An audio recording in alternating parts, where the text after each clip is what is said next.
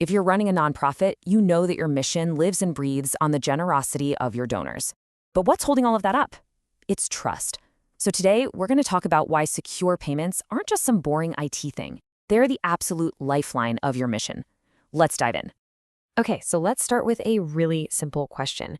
When someone decides they want to support your amazing cause and they go to your website and pull out their credit card, what do you think is the number one thing going through their mind? It's probably not what you think. It's a really basic human concern. And boom, there it is. Safety. This quote from Wild Apricot just lays it all out.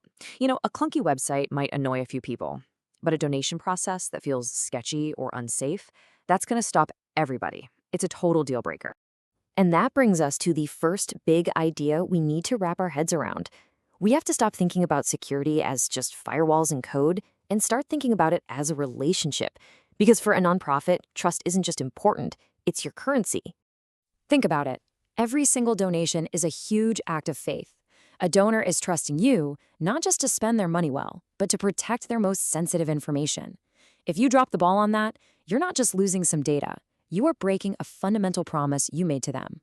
So what happens when that trust is actually broken? Well, the fallout isn't just some abstract concept. It is real, it is expensive, and it can seriously threaten your entire organization. Let's take a look at some of the hard numbers. Just look at this number for a second. $9.5 million. That's the average cost of a single data breach for a nonprofit in the US. No, that's not a typo. That's a figure that could absolutely cripple an organization, pulling all of those precious resources away from the actual mission. Now, beyond the money, there's the human cost. Almost a quarter of your donors, 22.5%, say they would just flat out stop giving to a charity if it had a data breach. That's not just lost funding for one campaign.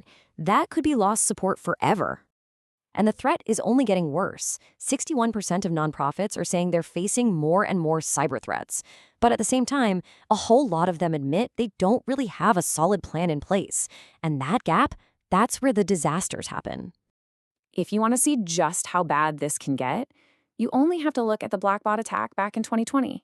I mean, this was a single event that hit 13,000 different organizations, nonprofits, universities, you name it. The end result? A settlement that cost them almost $50 million. And this quote from the California Attorney General really hits the nail on the head. The huge failure here wasn't just the weak security. It was the lack of transparency afterward. They didn't just lose data. They completely eroded trust by not being honest about how bad the breach really was. And listen, it's not always these massive headline-grabbing breaches. There are these smaller day-to-day attacks that can bleed you dry. Things like carding attacks, where criminals test thousands of stolen credit cards on your donation page with tiny $1 donations.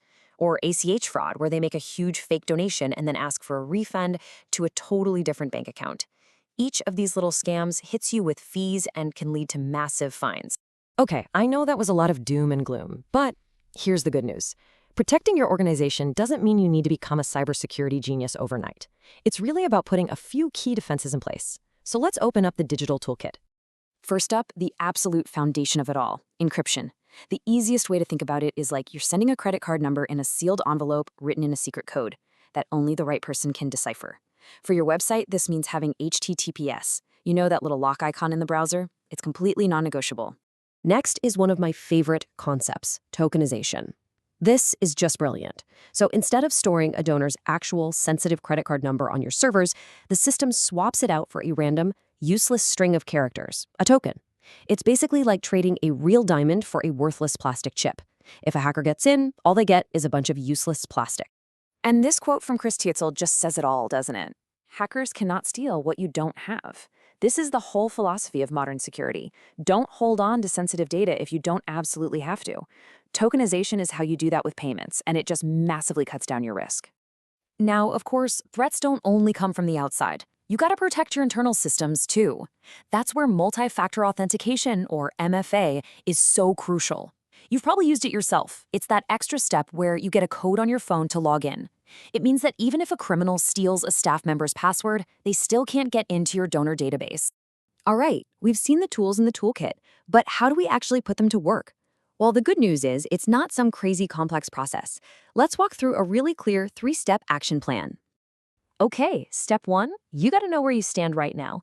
The PCI self-assessment is basically a checklist that helps you find your own weak spots. Step 2, get the right solutions in place.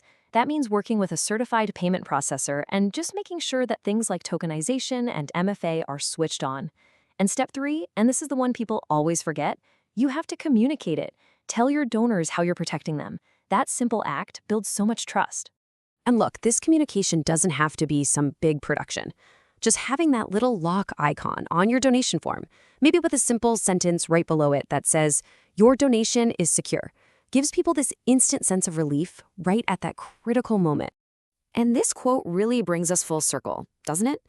As Bill Sire points out, this stuff isn't just a nice-to-have technical feature. The trust that you earn through solid security is directly tied to your ability to fundraise. They are two sides of the very same coin.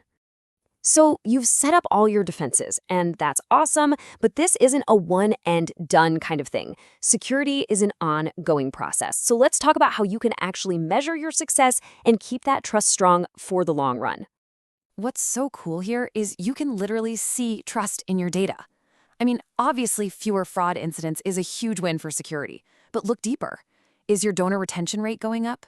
Are more people signing up for recurring monthly gifts? Those are huge signs of lasting trust. And here's a really subtle but powerful one.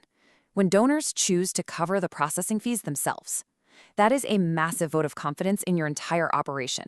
At the end of the day, long-term success is all about building good habits. It means doing regular checkups, always keeping your software updated, and making sure your team is actually using tools like MFA, and maybe most importantly, training your staff. Because you have to remember this, good policies and a smart, well-trained team can prevent something like 90% of data breaches before they ever even start. So we'll leave you with this final thought. Your entire mission, every single bit of good that you do in the world, it all rests on that foundation of donor trust. So the most important question you can ask yourself today is, how are you protecting it? Thanks for watching.